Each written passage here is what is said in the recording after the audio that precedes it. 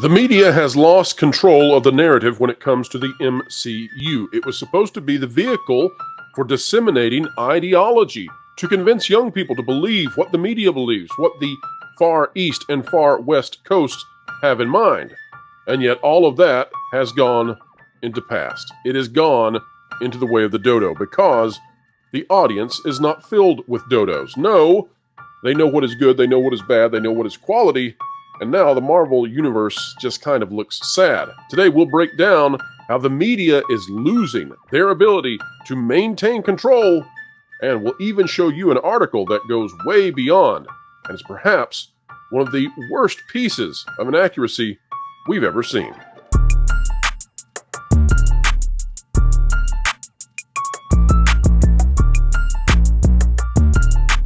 Hello, folks, and welcome back to the WDW Pro channel. What a joy it is to have you joining us today. And today we are, of course, explaining entertainment, keeping you ahead of the culture curve. A joy, as always, to do so. We're going to start today with an article from Connor Murray over at Forbes. And we believe that it's our job to help you understand what the media is up to, especially when the media's job is to convince you of things which are not true. This says the Marvels faces anti-woke backlash after box office flop, echoing Captain Marvel attacks. We'll read through it, folks, and we're going to bring in a panel to talk about just how much the media has lost their manipulative abilities.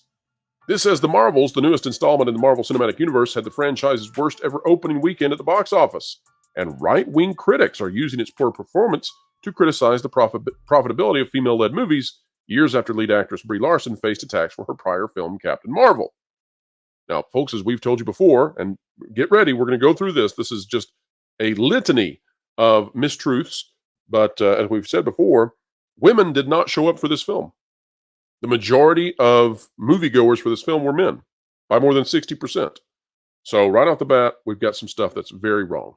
The Marvels, which stars three women, Brie Larson, Tiana Paris, and Iman Vellani, as the leads, opened in theaters last week and fell far below box office expectations, grossing just, and this is also wrong because we found out later on that Disney was giving us numbers that were not completely accurate, grossing just $46 million domestically in what is now Marvel's worst opening weekend, despite a reported production budget over $200 million, actually $280 million plus at least a $100 million marketing budget. The film is one of just a handful of female-led Marvel projects and serves as a sequel to the billion-dollar grossing Captain Marvel, which also starred Larson as the titular superhero.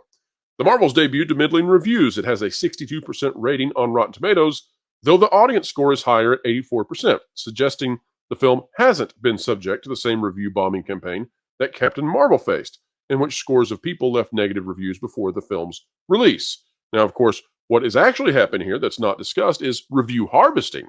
This film came out with a very low critic response, and guess what we found out, folks? Well, as time went marching on, tons of positive critical reviews started flooding into Rotten Tomatoes. Shocking, I know.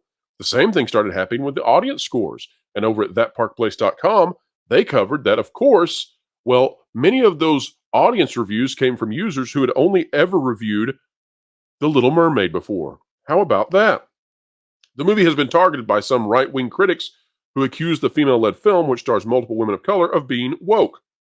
I haven't heard really anybody say this film is woke. In fact, we've explicitly stated the film is not woke, but it's part of a woke agenda. How would I put this?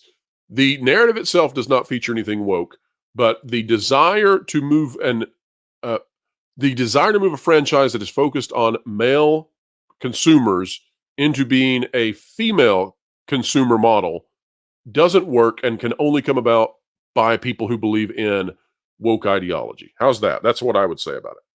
Conservatives have waged war on Disney for months, criticizing several of its films and shows for focusing on racial diversity and LGBTQ themes. Come on now, author LGBTQIA+. Get with it. My gosh, what a horrible person.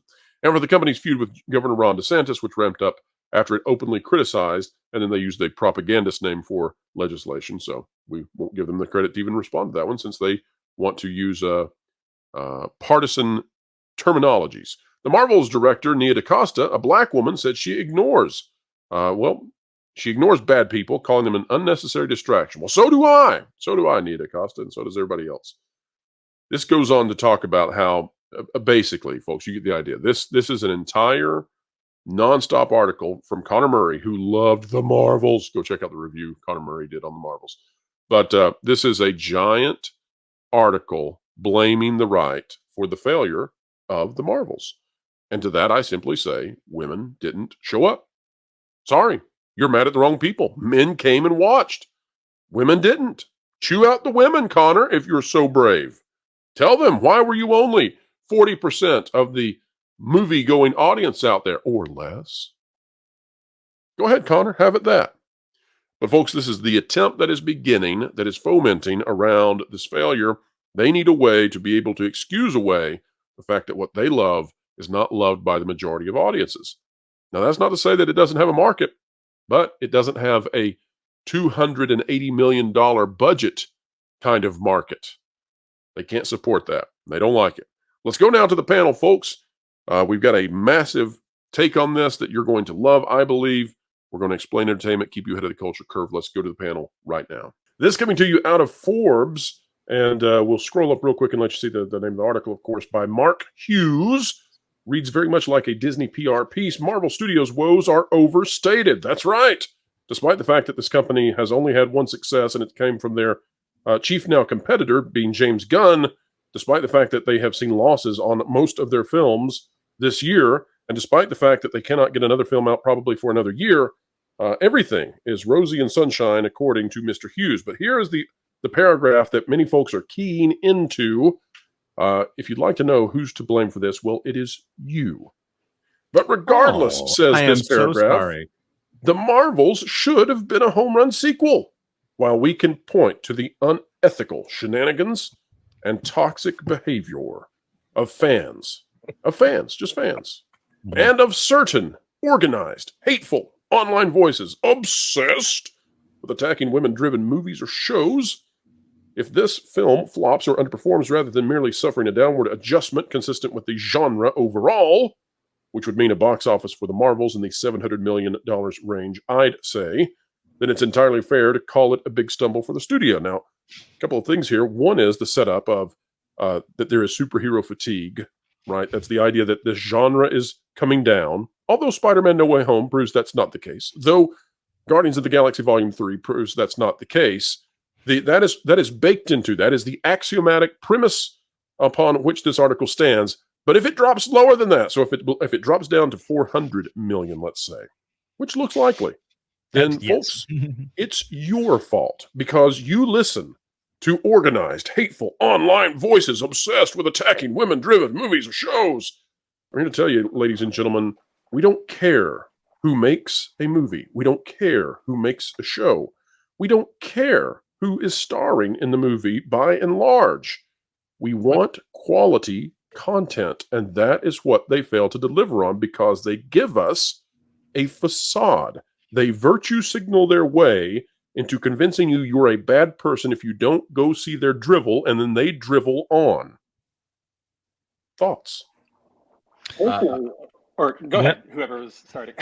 Well, I was going to say real quick, I don't have too much time, but I mean, on that, I was reading this article earlier and I was kind of laughing at that same paragraph. And yeah, I mean, this whole idea that, you know, it doesn't matter that the characters are uninteresting, it's poorly written, or these are superheroes that nobody knows. It's got women in it. You're supposed to like it. What's wrong with you? I mean, that's the kind of attitude. And it's like, there's no other excuse for this other than you just don't want to see it because it has women in it. Well, that's just a bunch of bunk, and everybody, and then it's so easily disproven throughout cinematic history. Women superheroes. Valiant, admit it, Valiant. You took part in taking down Barbie. Barbie was supposed to be this huge phenomenon, and it was supposed to be a blockbuster, and you destroyed it with your online organized despising of women. How did you do it? Why are you doing it again? I reached out to all the top critics at Rotten Tomatoes, who apparently all hate this movie. Wait a minute. Karaoke is handing me a paper behind the scenes. Karaoke says, Barbie did not fail. It was a massive success. People don't hate women-led movies. Oh. Yeah, I mean, that's why everybody celebrates Aliens as the best of that franchise, right? That was led by a woman. She was the superhero, well, not superhero, but she was the action hero of the film, unequivocally at the end. So, I mean, look, corrected. The whole issue with this is that the Marvels is going to flop. You can't blame anybody but Marvel itself. This idea that just people just woke up one morning and decided to just hate women-led movies, as they call it, or whatever. I do that every Wednesday. Well, there you go. You got one guy. But I mean, all right. Let's go to Spencer though. Spencer, you cover these sorts of things, I hear. And Spencer, I don't know if people know who you are, of course, but you're a major writer for boundingintocomics.com. And what do you think, Spencer? Are there roving bands of organized groups online who just want to see the Marvels fail because of the gender behind it?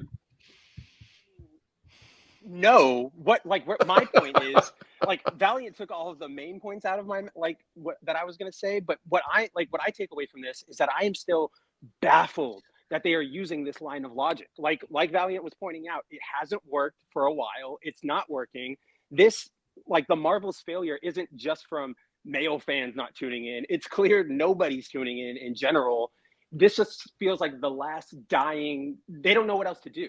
So they're going back to the old classics of you're an ist, you're a phobe, you're a that. And they're hoping on that and the post-credit scene to get people to push that movie over to profitable. They probably don't like that the post-credit scene leaked already, and most people who wanted to see it have seen it. And if you have seen it, you know that it probably wasn't worth a movie ticket price to go see it. It wasn't worth downloading. My favorite part about this all, and I'm not sure if everybody here noticed, I think I've talked about this with Mr. Pro, but if you guys noticed in the week or so since it came out that the leak of the post-credit scene came out, Marvel has started doubling down or not doubling down, but they've shifted the advertising of the Marvels away from, come see Captain Marvel, Brie Larson, Iman Vellani, Teyana Paris. It's it's not about the movie. It's all about the marketing. Come see. Yes, it's about virtue. You're a bad person if you don't go see it. Well, not even that. I mean, see the post-credit scene. Right. Yes, that's exactly what I mean, Valiant. They're saying, come see this movie. You got to see this movie. It's a multiverse saga entry. It's going to build up everything. But everything they're banking on literally happens in those last 30 seconds. It doesn't take place in the movie. It's really, really... Oh, that's bad. It's bad over there. That's not totally true, though. They did a whole special about cats and toys and displaying Funko Pops a couple days ago. That's right. Fluffles or Flindles or whatever they are. I don't know what they are. But they missed take a look at this. Because they thought the first movie was a big success. It wasn't. The toy sales weren't there. They looked at the box office instead of the merchandise. Nobody cared about this character. The only reason the first movie did what it did is because they deliberately plopped it 2 months before Endgame and tricked you into having to see it. There's nothing leading into this movie. The MCU is kind of folded. Most of the audience is gone. There's nothing to be excited about with this. There's nothing leading into it, and there's nothing that it's leading into. Allegedly.